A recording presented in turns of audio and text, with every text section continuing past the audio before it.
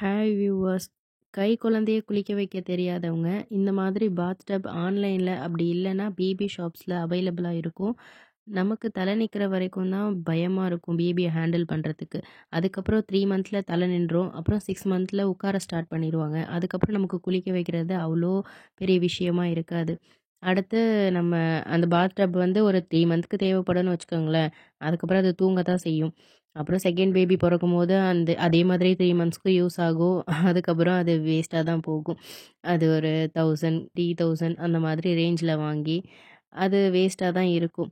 சில பேருக்கு வந்து நார்மல் டெலிவரி ஆகும். சில பேருக்கு சி செக்ஷன் ஆகும். சி செக்ஷன் ஆகுறவங்களுக்கு வந்து இந்த மாதிரி பேபிய உட்காந்து கால்ல போட்டு குளிக்க வைக்கிறது ரொம்ப கஷ்டமா இருக்கும். அப்படி இருக்கிறவங்களுக்கு இந்த பாத் டப் ப்ராடக்ட் வந்து நல்லா யூஸா இருக்கும். ஆனா நார்மல் டெலிவரி ஆறவங்களுக்கு நம்ம உட்காந்து கால்ல போட்டு குளிக்க வைக்கிறது ஈஸி தான். அது நமக்கு ஒரு எக்ஸர்சைஸாவும் இருக்கும். நம்ம வயிறு இப்படி அமுங்கி நம்ம கால இப்படி குத்திக்க வச்சுக்கும்போது, நமக்கு அந்த வயித்துல உள்ள கழிவெல்லாம் வெளில வரதுக்கு யூஸ்ஃபுல்லா இருக்கும்.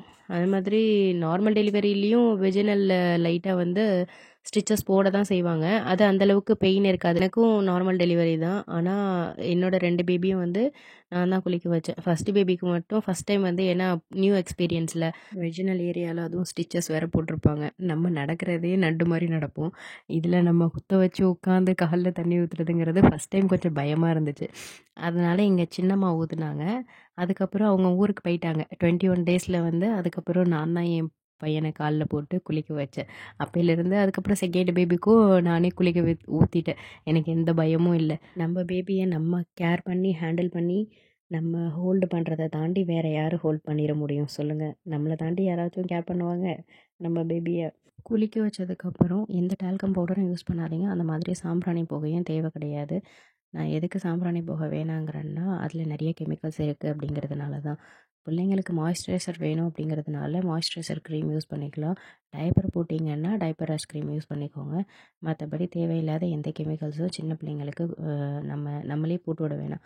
அப்படியே நீங்கள் பவுடர் அடிக்கணும் அப்படின்னு தோணுச்சுன்னா ஃபேஸை தவிர உடம்புல கூட நீங்கள் அடிச்சுக்கோங்க. ஃபேஸில் வந்து அடிக்காதீங்க. இந்த வீடியோ உங்களுக்கு யூஸ்ஃபுல்லாக இருந்துச்சுன்னா லைக் பண்ணுங்கள், ஷேர் பண்ணுங்கள். இதில் ஏதாவது டவுட் இருந்துச்சுன்னா கமெண்ட் பண்ணுங்கள். நான் கண்டிப்பாக உங்களோட கமெண்ட்டுக்கு நான் ரிப்ளை பண்ணுறேன். மறக்காமல் பெல் ஐக்கானை கிளிக் பண்ணுங்கள். அப்போ தான் நான் போடுற வீடியோஸ் வந்து உங்களுக்கு நோட்டிஃபிகேஷனாக வரும். தேங்க்ஸ் ஃபார் வாட்சிங்.